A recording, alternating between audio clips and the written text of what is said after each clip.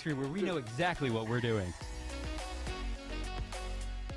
Your taste sucks. That movie was bad. Like anyway.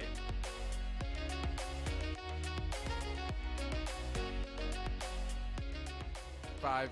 There you go. Yeah, we're back. You might have to refer to me as Captain, Alex.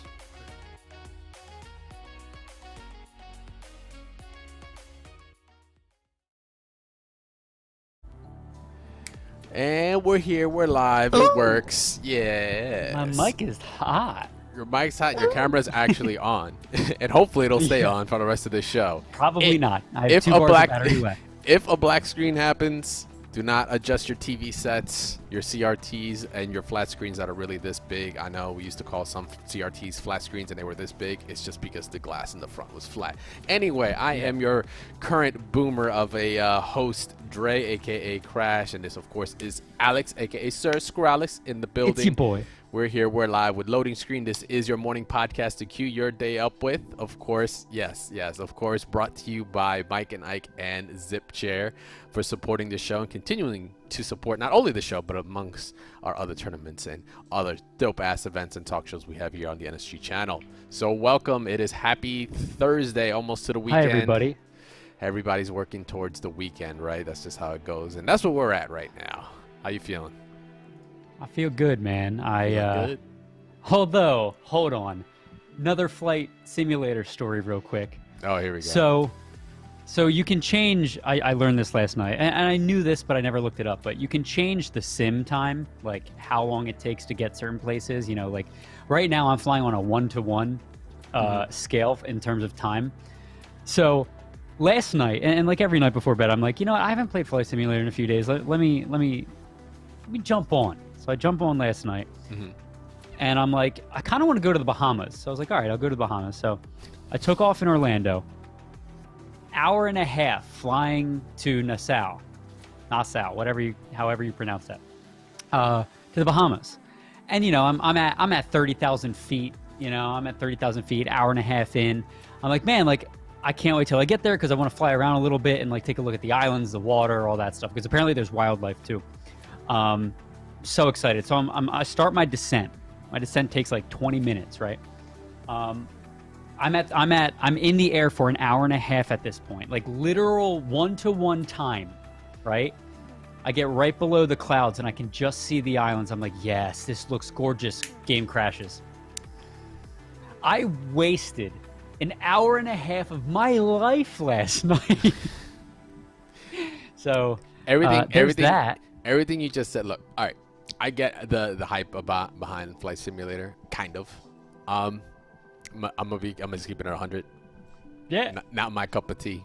No, like the fact I mean, that you just said I spent an hour and a half pretending to be on a plane to go to Bahamas. It's just like, man, I could have done a lot of other things in an hour and a half in terms of video games. Because you could always, because right, the argument is you could always do something better than just play video games, right? You know, people say that you could develop skills or this. Like, yes, I could do that, or I could farm to get this, you know, legendary weapon for an hour and a half, right? Like, you know, I could do that.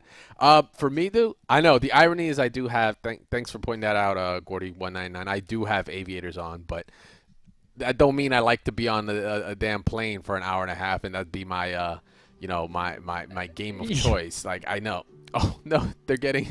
No, Moobot, don't ban people.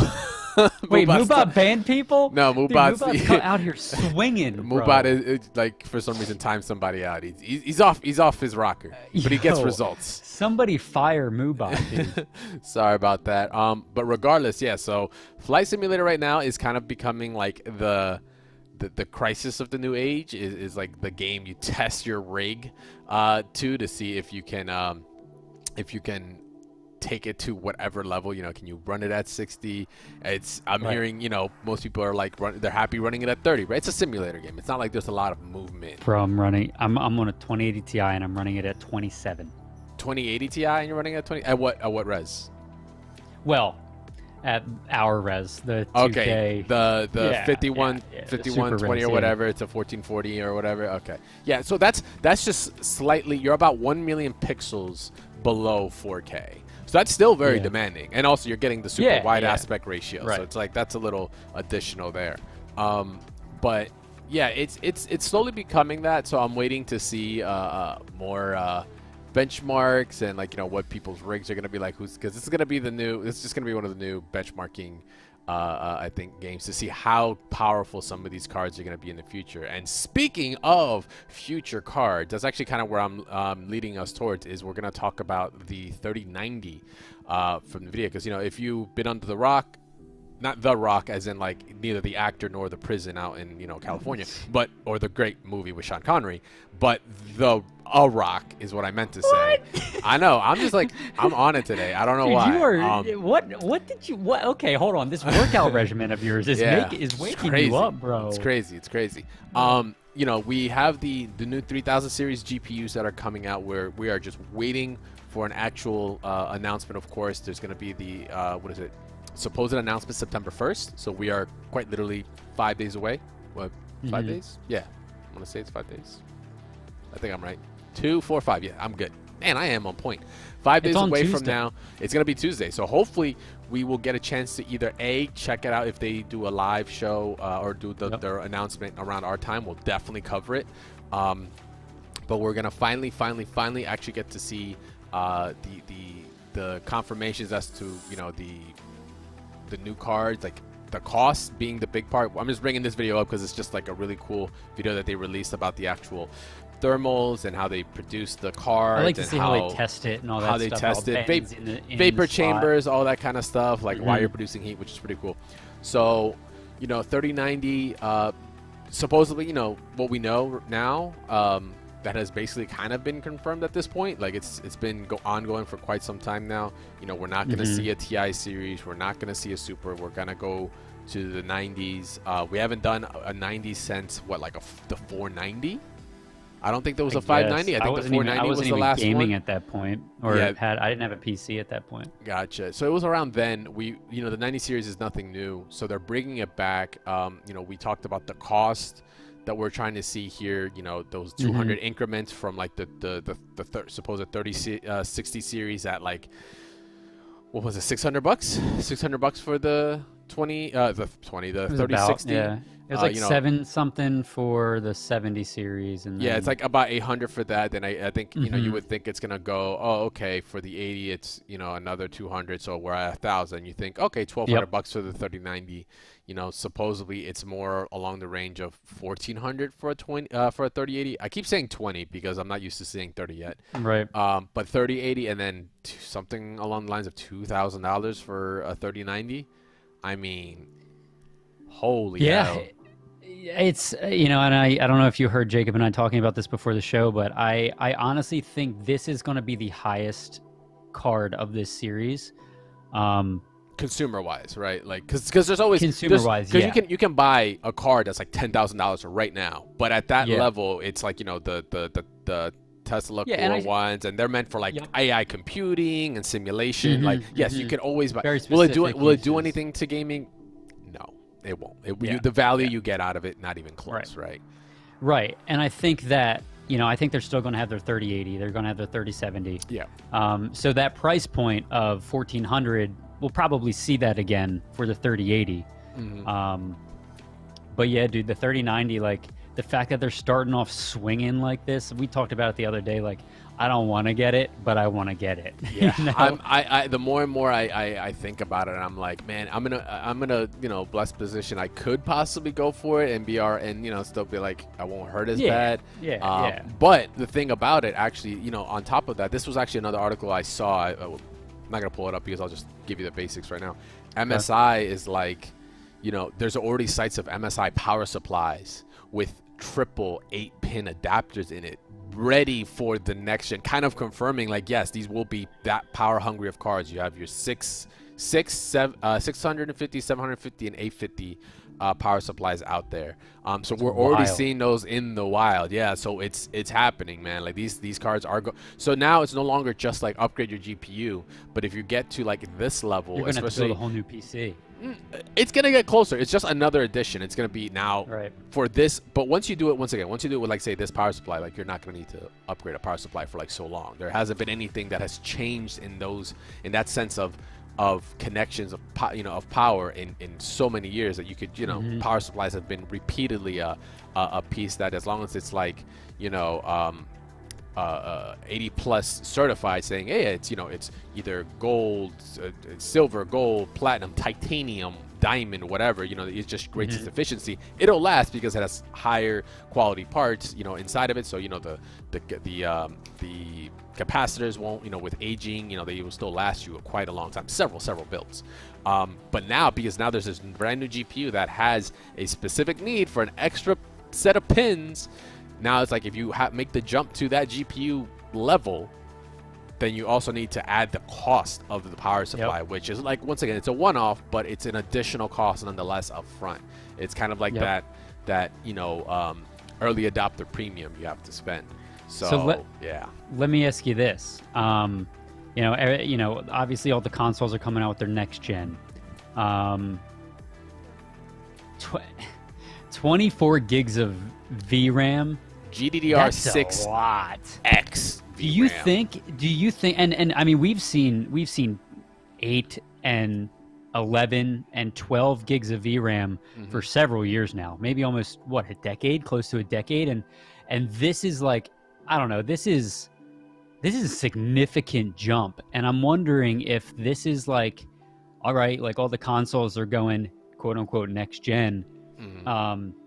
They're taking the the next generation of video games and power for developers. I wonder if this is going to do that same thing. I mean, it's gonna, but I wonder if this is the intention for PC. PC will always have the ability. The tricky part about game development when it comes to PC and consoles, like when you develop, like for games and consoles, like the hardware is the same, like no matter what. Like you have a console, I have a console. The game that's designed will work optimized for that system because we have the exact same system. PC is always different. They always have to obviously design for the lowest minute common denominator because there's just so many more parts, right? So many PC games have to run on so many different parts. When it comes to just to talk about the RAM, I think that's just really a step towards the next gen, right? 4K was like the pinnacle, or even 1440p is now becoming, it's not becoming the norm. Like, I think if you look at Steam databases, like 1080p is still the sweet spot, but you're seeing more commonly your 1440ps, your 4K monitors are becoming, they're lowering in price, so that means more consumers can get to it. But when it comes to those more pixels, those millions of more pixels in resolution, and the higher reses that you're going to run at, and the complexity of the textures, remember that all lives in your GPU's RAM. That's where it goes first. So if you ever notice, some games do it, which is really cool. Funny enough, Arkham Asylum, I know we talked about it before, but has a gauge that, like, if you increase your detail, it tells you how much RAM you're taking. It's not the only game it uses, and this high-speed RAM is not only it's twofold. It's not just meant for gamers, but at that high level, as someone talked about, the diminishing returns when it comes to that, like a 3090 or something, for 3D renderers, for compositing, for editing, that RAM, the more you have it, the better. I myself run a 16 gig card on like this setup here that runs, this broadcast is a 16 gig card, Quadro card. And in some of the shows I've done in the past, I couldn't have done it unless I had that amount of VRAM in my system. There is a return on the prosumer side to it. So the card, obviously, it's not just being geared towards gamers, though we have our different tiers for that. But in the prosumer level, they're trying to, once again, design for that kind of like common denominator that can achieve for everyone. If you're a gamer and you have the cash, like, hey, cool, there you go. You can run Flight Simulator at ultra 4K, super high def res on everything, and see those crazy obelisks that are showing up around. I've never seen anything that the 2080 Ti and the 1080 Ti couldn't handle, and I'm starting to see it, and I'm like, okay. Yeah, but it's also kind of setting for the future as well. It's not just about what's happening now, but what we're gonna see in the next 4 or 5 years. Like, that's how long kind of the generations will last.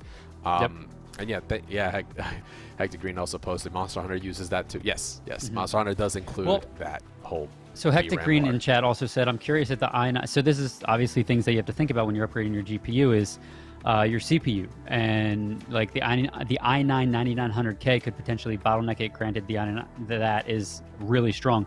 I think I would hope that the i9 9900K wouldn't bottleneck this card, but will we know until we see builds?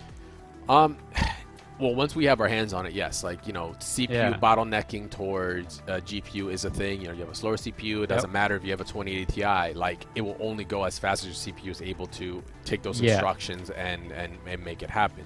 9900K is good. You know, single core performance is insane. Most games aren't multi-thread. There are some. Tomb Raider is an example. I think Shadow of the Tomb Raider and such, like, we'll use a thread or two more than one, but ideally, you know, single core performance and speeds. That's why boost clocks have become so important. You're seeing your boost clocks from 3.9 base or 3.8 base as high as 4.6, 5 gigahertz. Like, they need to be that quick to kind of like process that information. So it's a balance act. We'll see how it goes. Once the 3090 actually drops, we will find out. I know we literally just spent half the goddamn show talking about it, but it's a big deal because we're going to see a lot of news coming through by next week. So we're kind of prepping you guys in case you are interested in checking it out. In my personal thoughts, 3090, unless you're a baller, not a big deal. You can probably get a 3080 and that will probably still do, even though I think I heard initial thoughts 3090 is supposed to be 50% faster than a 2080 Ti, supposedly. That's the word, insane. Which is insane. So now you got to think about your value. Like, okay, if that's 50%, but say the 3080 is 30% more, but yet I'm not spending an extra $400-500 or $600 or whatever. You know, the price per value per performance. There's an actual formula to that. Like, you know, you have to figure all that kind of stuff out. But we will see come September 1st when they actually announce. I know you were talking about next-gen games. Yeah, speaking of next-gen games, few things. So Call of Duty, the new Call of Duty. Oh, yeah. Go to that. The new Call of Duty, they did a reveal during Warzone. Apparently, they're going to keep like adjusting the Warzone map, which is really cool. So Warzone is kind of becoming its own game, right? So this trailer was like really cool. Treyarch, I had my one friend say that he thinks the graphics for this look really bad. But in all honesty, like, obviously, I guess Treyarch isn't, I don't know if Treyarch's using the new engine that Modern Warfare was using. Who knows? I don't know. I would think that if they invested in it, they would, but I don't know. Anyway, but yeah, this trailer, it was really good. It was really good. It's a campaign trailer. So, yeah, so I think, you know, I'm excited for it. I'm not going to lie. I think they show a little bit of gameplay here too. But yeah, I mean, you can tell it, obviously they take you back. I'm excited because it looks like it's going to kind of, you know, it's going to bring the updated feel and aesthetic of current Modern Warfare. Like that feel and aesthetic you get playing to this, and it's kind of almost like rejuvenating the old style war games, you know. So rejuvenate the old yeah, you know. But fun fact, from what I hear is they are, I think I saw this morning. It's going to cost $70 for next gen for this game, and you're also not going to get a free upgrade. So you know how some games are, if you get it for like Xbox One or PS4, you'll get a free upgrade. Yeah, this is not one of them. PS5, this is not one of them. They're making you pay twice, which people are very angry about. But come on, it's Activision. What do you expect? Yeah, it's shocker. What? Oh, November 13th, early open access, open beta first on PlayStation 4. Yep. So they announced a lot of things. So I guess the multiplayer thing they're announcing at some point is going to be, oh yeah, here's a little teaser of Warzone. It looks like a new Warzone map. New Warzone map. Look how wide open that is. We got the Doom buggies. Let's go. Yeah, so I don't know. It could be interesting. Oh, it looks sick. Yeah, worldwide multiplayer reveal September 9th. Damn. So not too far away. We'll have to take a look at it. Yeah, next 2 weeks are going to be pretty. Just buy it for PC. Yeah, exactly. Just buy it for PC. Don't worry about it. But yeah, so that's that. You know, wanted to drop some knowledge that came out yesterday. So if you guys are curious, feel free to go watch that. I think the current world events and the trailer here, this is a case of where the media is, you know, media and the gaming industry is not influencing politics, but not influencing the public, but voicing their opinions on current world events through the video game medium. I mean, if you look hard enough, you'll realize a lot of things in video games tend to pull from real world events and are kind of, you know, that and comics. Funny enough, comics more so than anything else. Comics were born from that. So I know a lot of people tend to have that stigma, like, oh, it's just fantasy. It's like, no, there's a lot of messages in there. Well, the reason I bring it up also is because, by the way, High Score. If you haven't checked it out on Netflix, go check it out. It's insanely good. It's like High Score. High Score is think of it as, you remember Icons from G4? Think of it extremely better produced and current. That's what that is. Okay. And it's like 6 or 7 episodes or something like that. Really good. Sick. Really good. Sick. I just pulled it up and I'll watch it later. But yeah, so, you know, just last thing I'll say on it is, like, you know, what they say in this game is like literally at the beginning of this trailer, the VO says, know your history. We often, you know, it's a mistake repeating our past. Like, learn from your history. Don't repeat the past. Like, shit like that. And history repeats itself. So that's, you know, with me saying that, it basically just goes to show you, like, yeah, like, there's a lot of influence through, like, games and stuff like that. So I'm excited. I'm pumped. I'm down for it. It's been a while since I've seen Ronnie in the game since Bad Dudes. If you know what I'm talking about, go look up Bad Dudes. It's a great classic game. And I think, funny enough, it was in the arcades, and when it came out, they used Ronnie. And then when it came out for, like, home consoles, they changed the president, because the president at the time was different, which is kind of funny. One thing I'm sure Treyarch is trying to do, at least kind of similarly, is what Fall Guys did. It's been what? God damn, these transitions are insane, Dre. It's been what? Fall Guys has been out for 2 weeks. 2 weeks now? 2 weeks? Right? 3 weeks, maybe? It feels like it's been longer than that. Let me see. I think they just stated where it first released at. Okay, maybe it doesn't say when it actually first released. Here, I'll just look it up real quick. But regardless, 7 million units on Steam, and it's the most downloaded PS Plus game of all time. It's kind of bonkers. The fact Isn't that insane? Of all time. Like, this little indie game has literally taken the world by storm. Like I said, digital broke Steam. Revolver is just they're just like, oh, let me just wake up from my piles of money. You know, it's another Tuesday for me. Yeah, it's insane, but it's not shocking. Exactly. This is a very entertaining game. We've talked about it many times on this show. Highly recommend picking it up if you guys haven't done it already. Speaking of probably one of the reasons that it's being downloaded so much on the PS Store is that it's free with PS Now.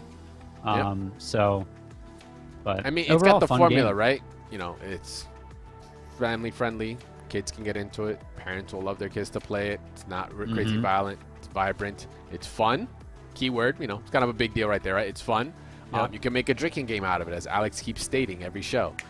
So the adults can get into it. You can meme it up. And I think their marketing was great. You know, everybody picked it up when it dropped. Every influencer, your Doc, your Tim, I think had some of the best streams. Records. Yeah, he had you know, some of the best streams he's ever had in his whole streaming career because of this. Yep. Everybody was playing it. Yeah, and it's still. I mean, if we look at what's up on Twitch now, if we go and hit browse. Number two. 160,000 with Dr. Lupo sitting up at 20K. Look at that. Fall Guys. Still holding strong. It is a week, you know, a little over 2 weeks or so. We're going to give it a little bit more time for it to settle.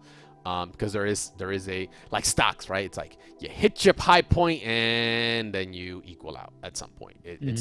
That's what it is on Twitch, funny enough. I look at it, it's like these are all kind of like options, and I'm just like seeing what's the trend. If you look at Sully Gnome, you'll know what I'm talking about. You've seen those charts. Like it's really crazy looking at statistics. So I'm going to be taking a peek at that afterwards. As much as I want to take a peek at, of course, the chance for a new Perfect Dark. If you don't know what this game is, I'm gonna tell you right now. You need to pull up a trailer. You need to go look up Rare in the early 2000s. You need to look up N64 and what they did there, because between, you know, right after, this is the spiritual successor of the GoldenEye. This guy's got better transitions than OBS, man. Oh, nice. Thank you. I can't get over it, Dre. Well done. So Perfect Dark. It's Perfect Dark.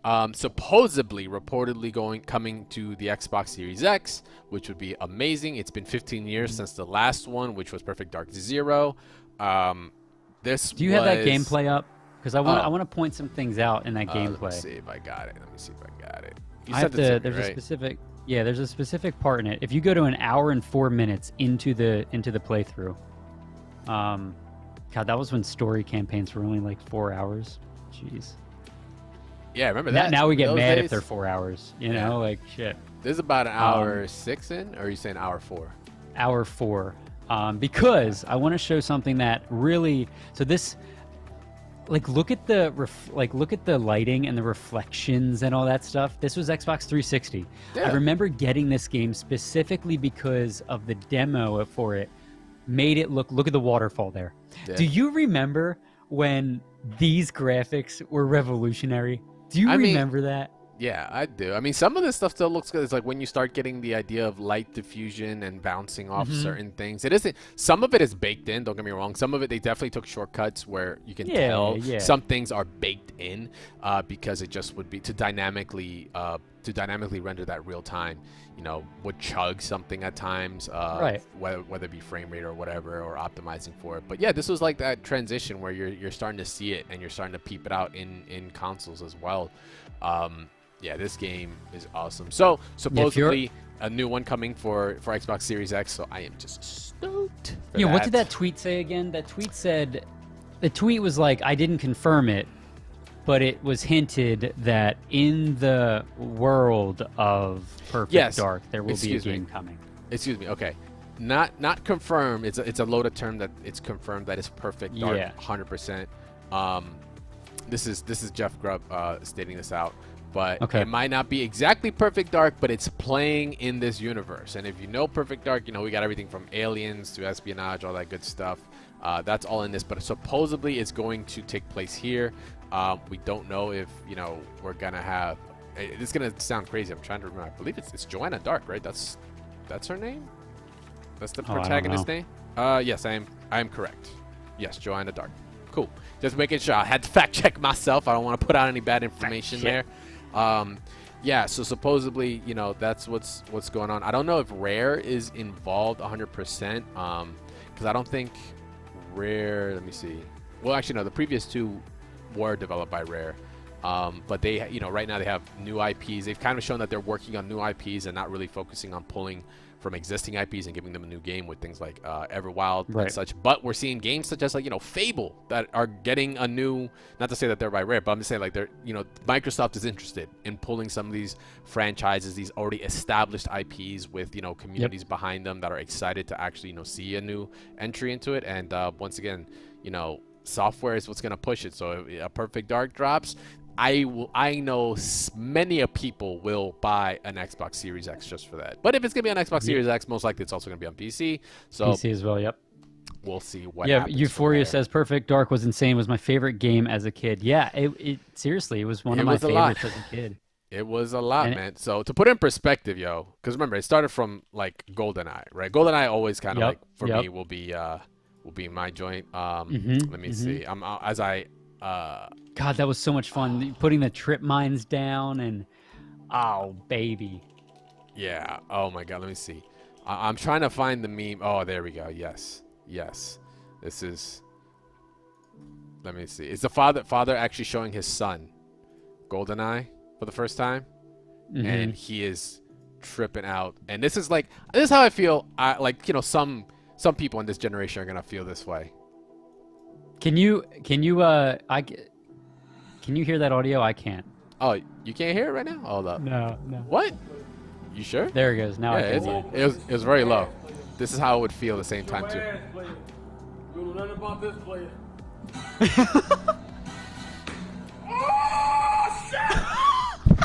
Oh my God! You don't know that sound alone.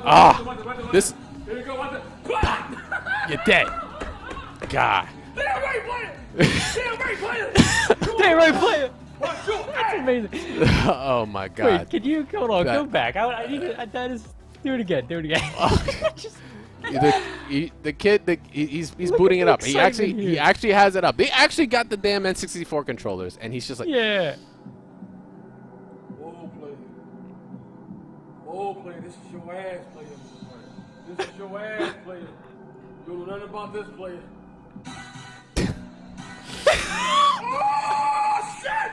All right, we'll leave it at that. It's amazing. Dude, that's how I'm going to feel when Perfect Dark, if it does become a Dude. Perfect Dark, or at least something in the universe is going to bring us back to that. That was, that's a little piece of history right there. So one thing I wanna get off and finish this off with is this I came across this right before the show, so I'll kind of like just lightly touch on it because I know you're loading. We're on SSD levels right now, NVMe by 4 PCI Express lanes. We're going real quick. Netflix has confirmed a live-action Resident Evil TV series. Like, it's actually been tweeted out. It's been confirmed, and we even have a premise to the show itself, which is kind of a trip. They actually have it posted below. So for those that are fans of Resident Evil franchise, after I want to say Resident Evil 2, the movies definitely got all right, technically 2 was already skewed up anyway, but 1 and 2 were pretty solid. Afterwards, for me, they were a wash. They were trying to introduce so much of the franchise so quickly that it just didn't make sense. It didn't form right, so it's kind of forgettable. So for a franchise to come out, and with Netflix having such a good pedigree of like pulling in some of these video game franchises and creating amazing original shows, Castlevania being an easy example of that. That's more animated, but it shows with the right studio, they can make it happen. They have the resources for it. Yep. The script itself talks about Wesker children. If you know Resident Evil, Wesker being the big bad guy. I hope they didn't just cancel Altered Carbon. If you are correct, misses all her shots, because I just finished season 2 quite literally like 2 days ago. I just I'm almost done. Yes, you should finish that. Regardless, not a fan of what I'm reading here. A couple 14-year-old twins, Billy and Jade Wesker. They're coming to Raccoon City. Then there's like a timeline skip, and it's like post. Now there's only 15 million people in the world left, and I'm kind of like, there's no Chris, there's no Leon, there's no Jill, there's no Claire.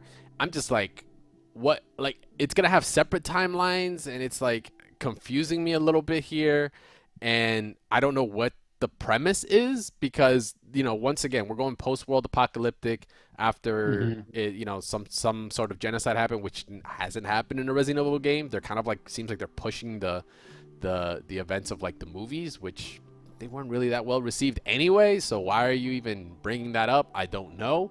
I just hope, with this release and this confirmation, fans kind of push kind of the initial thoughts, because if you look at the comment section for this, and not having it, I didn't like reading it myself. By the end of reading that paragraph or two, I was kind of like, yeah, Walking Dead clone, basically. Like, come on, man. Like, we don't need that. All they're taking is quite literally, like, we're taking the name Raccoon City, the name Wesker, a pharmaceutical company named Umbrella, and then zombies. That's it. That's what they took from Resident Evil. That's it. Like, nothing else. It's like, so yeah, I just wanted to put that little bit of frustration out first, because I just saw it. In case anyone else sees the script, or that tweet going out and get excited about it, I want to report on it now. I'm calling it a pass from what I'm reading at the moment. I don't know if I will necessarily smash and or even watch that, like, at all. So we will see. But in the meantime, your loading is complete. The day is now set for you, and we are. I'm hyped after that video of the dad showing him the golden eye. I'm like, that. I love that. It's so wholesome, and yeah. I do the same shit. I'm gonna be doing the same shit. Wait, if I had a kid, that's how I would trip out about it too. Yeah, the loading bar does go burnt. So guys, thank you very much for hanging out with us for another episode of Loading Screen. We will be live on Tuesday, which once again, if we reported on the 3090, we will definitely be talking about that. Hopefully, it'll be after they do the actual announcement. If not, maybe we'll check it out live, because I'm willing to do that as well. It might be a little extended of a show, but we'll see. In the meantime, thank you very much for Mike and Ike and ZipChair for supporting the show and our ongoing efforts here to bring you the news every morning with your slight cup of coffee and your extra credit to start your day. Of course, I am Dre, aka Crash. You can find me at CrashTagVS. I know that will get updated eventually. I'm not worried about it. Alex, aka Sir Skrillex, on Twitch, on Twitter. Whoop. My man, 100 grand. You can find him there. And of course, like I said, we will be live on Tuesday at 11 a.m. Eastern Standard Time. And then we'll be also live on Thursday. So in the meantime, thank you very much for hanging out. And we'll see you guys next week. Later. Have a good weekend, y'all. Peace.